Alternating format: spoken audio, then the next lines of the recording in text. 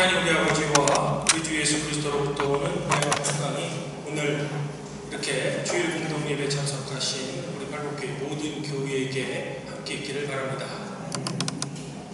성도 여러분, 성도분들이 많이 오해하는 것 중에 하나는 이 하나님의 말씀인 성경에 이 세상의 모든 지식이 다 숨겨져 있다고 생각하는 겁니다. 물론 하나님을 아는 것이 모든 지식의 근본이면 틀림이 없습니다. 이것은 시대를 초월한 그리고 변하지 않는 세상의 이치며 진리죠. 하지만 이 말의 의미가 곧 이 세상의 모든 지식을 이 성경 안에서 찾을 수 있다라는 그런 의미는 결코 아닙니다. 제가 요즘 매주 수요일 오전에 이 베델성서 연구를 몇 분의 성도와 함께 공부하는데 구약 1과에는 이 본격적인 성경 공부에 앞서 이런 전제를 하고 있습니다. 성경의 메시지는 본질적으로 종교적인 것이지 과학적인 것이 아닙니다. 창세기 1장과 2장을 공부하기에 앞서 매우 중요한 전제입니다. 왜냐하면 이 창세기 1장과 2장의 하나님의 창조 이야기를 종교적인 메시지가 아닌 자꾸 과학적으로 해석하려는 일련의 사람들이 있기 때문입니다. 만약 우리가 창세기를 그렇게 해석하기 시작하면 이 성경 공부의 첫 단추부터 잘못 띄우게 되는 겁니다. 그래서 성경 해석의 역사가 우리에게 이미 보여주는 것처럼 성경을 매우 잘못 해석할 수 있는 거죠.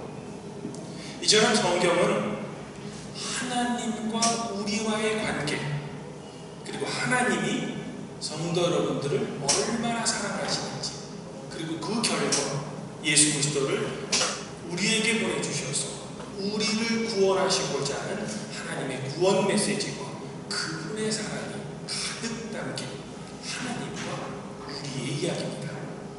이 이야기가 구약 39권과 신약 27권 총 66권에 가득 담겨져 있는 겁니다.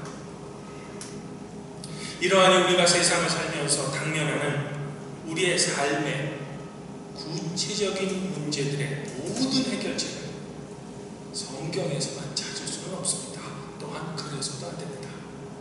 예를 들면 이 과학적인 진리, 사회법에 대한 신뢰, 시대에 따른 윤리와 도덕을 성경 안에서만 찾을 수는 없는 겁니다. 물론 우리가 어떠한 삶을 살아가야 하는가에 대한 대원칙, 성경에서 분명 찾을 수 있죠. 그러면 우리는 성숙한 그리스도인으로서 매일매일 우리가 당면하는 우리의 삶의 문제의 해결책을 과연 어디에서 찾을 수 있을까? 그리고 그 해결책을 성경이 아닌 다른 곳에서 찾을 수 있다면 하나님의 말씀인 성경이 왜 우리에게 필요한 걸까? 저는 이런 질문에 대한 나름대로의 해답을 오늘 구약 말씀인 예레미야 28장 5절부터 9절에서 성도 여러분들과 함께 찾아보자 하는 겁니다. 오늘 구약 말씀인 예레미야 내용을 우리가 제대로 이해하기 위해서는 약간의 선지식이 필요합니다. 지금 두 명의 선지자가 하나님의 이름으로 서로 대결합니다. 먼저 예레미야는 하나님이 말씀하시기를 이방 국가인 바벨론으로 하여금 남유다를 심판하겠다라는 하나님의 말씀을 예레미야는 선포하는 겁니다. 이에 반해 또 다른 예언자인 하냐냐는 아니다, 하나님께서는 이미 바벨론 왕의 멍에를 꺾었으니 예전에 우리가 빼앗긴 성전의 물건들이 예루살렘으로 다시 돌아올 것이다 라는 하나님의 말씀을 선포합니다. 즉 두 명의 예언자가 서로 반대되는 예언을 하는 겁니다. 예레미야는 심판하고 하나냐는 회복을 선포하는 거죠. 그리고 두 선지자 모두 하나님의 이름을 걸고 예언을 하는 겁니다. 물론 오늘 말씀은 이른바 3인칭 전지적 작가의 시점으로 기록되어 있으니 성경을 읽는 우리는 이미 누가 참 예언을 하는지 누가 거짓 예언을 하는지 잘 압니다. 마치 우리가 드라마를 볼 때 드라마 속의 등장인물들은 진짜 범인이 누구인지 모르지만 드라마를 보는 제3자인 우리는 누가 진짜 범인인지 이미 아는 것처럼 말합니다. 즉 우리가 보기에는 이미 예레미야가 참 선지자이며 하나님은 거짓 선지자임을 우리는 이미 잘 알죠. 성경을 읽기 때문입니다.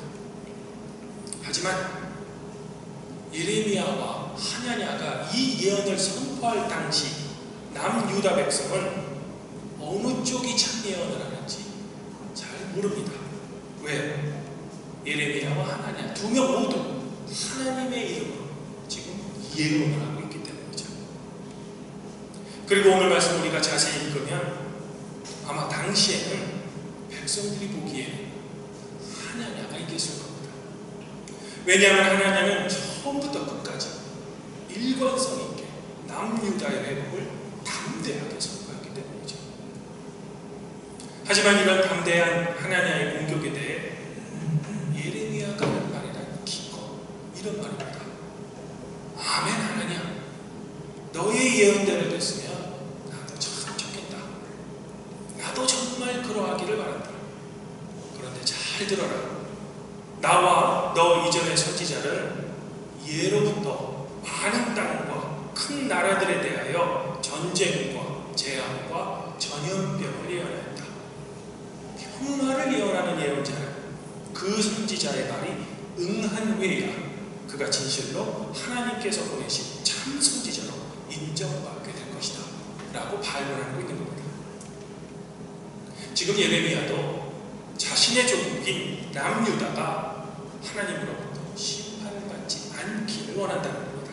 그러니 예레미야도 하나냐의 선포대로 하나님께서 정말로 남유다를 용서하셔서 회복되기를 바란다는 겁니다. 즉 예레미야는 똑같은 하나님의 말씀으로 예언하는 상대방 하나냐의 예언도 존중하는 겁니다. 왜? 하나냐도 예레미야처럼 하나님의 말씀으로 예언하는 예언자이기 때문입니다. 그러면서 하는 말이란 원래 예언자들은 역사적으로 심판을 많이 선포했으며 종처럼 하냐나 너같이 평화를 예언하는 예언자들은 역사적으로 매우 드물다는 겁니다. 하긴 이스라엘은 근본부터 인간이 아닌 하나님만을 유일한 자신들의 왕으로 고백하는 신앙 공동체로부터 출발한 국가였죠. 하지만 이스라엘 주변의 국가들과의 경쟁에서 어쩔 수 없이 이스라엘은 하나님이 아닌 인간을 왕으로 섬기는 왕정제도를 선택하게 된 겁니다. 이 이야기가 사무엘상 8장에 아주 잘 나오죠. 하지만 이스라엘의 원래 왕이셨던 하나님께서는 인간이 왕이 됐을 때 발생할 수밖에 없는 단점들을 너무나도 잘 아셨던 겁니다. 그래서 왕정제도와 함께 발생한 것이 바로 하나님의 말씀을 전하는 예언자 제도입니다.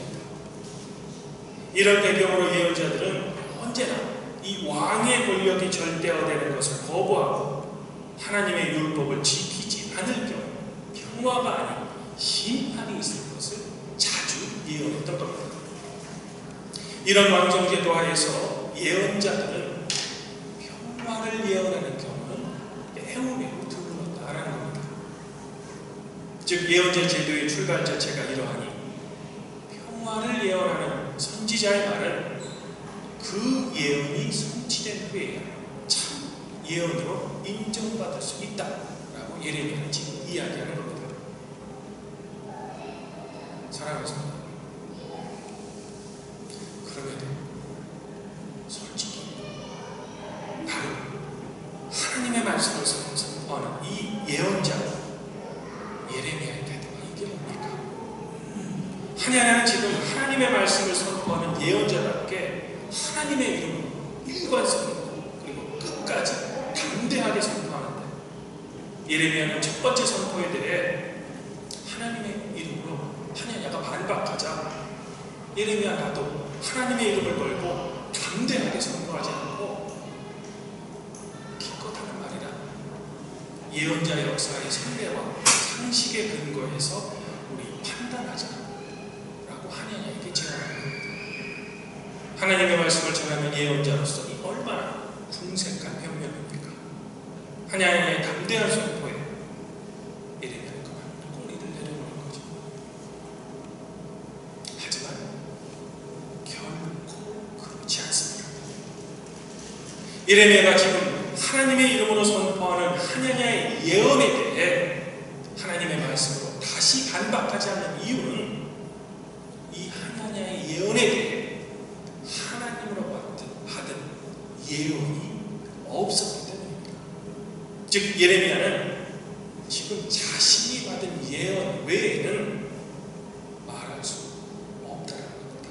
이것이 주변 백성들의 보기에는 예레미야가 자기 주장이 없어 보이고 일관성이 없어 보인다는 말입니다. 대신 예레미야는 역사와 상식에 근거한 반박만 조심스럽게 하나님에게 제안하는 거죠. 그러면 과연 누구의 예언이 옳았을까? 우리가 17절 읽으면 하나님은 그해 7째 달에 죽습니다. 하나님은 2년 안에 바벨론의 포로로 잡혀간 사람들과 빼앗긴 예루살렘의 성전 기구들이 돌아올 것이다 라고 담대하게 선포했지만 자신이 말한 2년이 되기 훨씬 전에 2달 안에 죽음으로써 하나님의 심판을 받죠. 감히 하나님의 이름을 걸고 평화의 메시지를 선포한 하나냐가 마침내 거짓 예언자로 판명이 난 겁니다. 그러나 아마 예레미야와 하나냐 예언자의 대결 그 당시에 남유다 백성들은 하나냐에게 판정선을 선포했을 겁니다. 그리고 그가 선포한 평화의 예언을 믿었을 겁니다. 그리고 사실 예레미야의 예언보다 하나냐의 예언이 백성들에게 듣기도 좋았기 때문이죠. 하지만 결국 예레미야가 거짓 선지자고 하나냐가 선지자라고 그 당시 판단했던 남유다 백성들은 7달이 지난 후에야 비로소 누가 참 선지자인 것을 알았을 것입니다. 바로 듣기 싫은 심판을 예언하고 그저 하나님의 말씀이 아닌 역사의 선례와 상식에 근거한 발언을 한 예레미야가 참 선지자인 말입니다. 사랑하는 가족의 성도, 그러면 오늘 이 두 예언자의 대결이 기록되어 있는 예레미야의 말씀이 성도 여러분들에게 주는 교훈은 과연 무엇일까요? 우리 인간 삶에 대한 시간의 기록을 보통 역사라고 합니다. 그리고 역사란 유명한 현대의 역사학자인 이에지 카의 말대로 과거와 현재의 대화라고 할 수 있죠. 그런데 우리 그리스도인들은 이 과거와 현재의 대화인 이 역사를 주관하시는 분이 바로 하나님이심을 고백하는 사람들인 겁니다.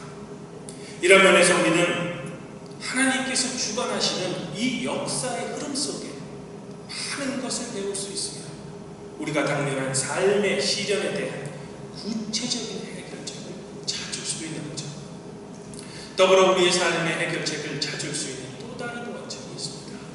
바로 하나님께서 성도 여러분들에게 옳고 그름을 판단할 수 있도록 주신 하나님의 선물인 지성과 상식입니다. 아마 생명나무가 아닌 선악과 즉 선과 악을 구별할 수 있는 열매를 먹었으면 성경이 우리에게 알려주는 것이 바로 이런 의미일 겁니다. 주님 안에서 한 양도장의 발목에서 예레미야는 하나님에게 받은 예언만 선포했습니다. 비록 그 모습이 백성들에게는 담대하지 못하고 나약해 보일지라도 말입니다. 하지만 하나냐는 마치 모든 것이 하나님으로부터 온 것처럼 자기가 받지도 않은 예언을 백성들에게 선포했던 겁니다. 십계명에 하나님의 이름을 망령되게 하지 말아라고 했건만 하나냐는 감히 하나님의 이름으로 거짓 예언을 선포했던 거죠. 그런데 문제는 이런 하나냐처럼 우리 자신 또한 우리의 모든 말 그리고 우리의 모든 판단이 마치 하나님 말씀에서 나온 것처럼 말하고 행동할 때가 많다는 겁니다. 또한 성경에는 그런 말씀이 없음에도 불구하고 마치 성경에 근거한 말처럼 떠들 때도 많다는 거죠. 주로 목사들이 그럴 때가 많습니다. 그것도 아주 담대하게 말입니다. 마치 거짓 선지자의 하나님의 선도처럼 말입니다. 종교개혁자인 마틴 루터는 성도 여러분들에게 이런 권면을 합니다. 모든 것 이상으로 하나님을 두려워하고 모든 것 이상으로 하나님을 사랑해라.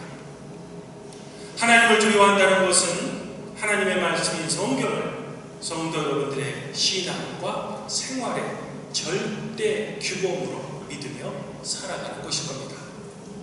그러나 성경이 우리 신앙과 생활의 절대 규범이라는 그 의미는 성경이 우리에게 가르쳐 주지도 않는 것을 삶에 적용한답시고 억지로 끄집어내서 우리의 삶에 적용하는 것을 의미하지는 않습니다. 이것은 오히려 하나님의 이름을 망령되게 하는 거죠. 하나님께서는 성도 여러분들의 삶에 필요한 또 다른 선물도 많이 주셨습니다. 예를 들면 성도 여러분들에게 언어도 주셨고 문화도 주셨고 그리고 역사와 상식도 주셨습니다. 우리는 이것을 우리의 삶을 풍요하고 또한 행복하게 만드는데 지혜롭게 사용해야만 하는 겁니다. 물론 성경에서 우리에게 가르쳐주는 삶의 대원칙은 지키면서 말입니다. 아무쪼록 바라기는 성도 여러분들이 삶을 살아갈 때 경험할 수밖에 없는 성도 여러분들의 여러 가지 삶의 시련의 문제점을 잘 인식하셔서 그 해결책을 하나님이 주관하시는 이 역사의 흐름 가운데 그분의 선물인 지성과 상식으로 잘 찾으시기를 저는 지금 소망해 보고 싶습니다.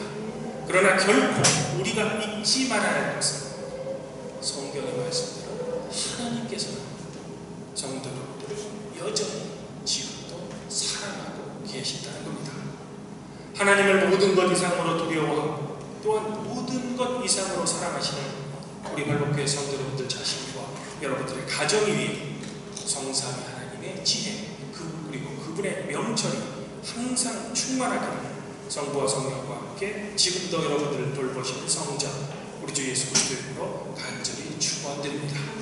그리하면 모든 지각에 뛰어나신 하나님의 평강 그리스도 예수 안에서 성도 여러분들의 마음과 생각을 지켜주실 것입니다.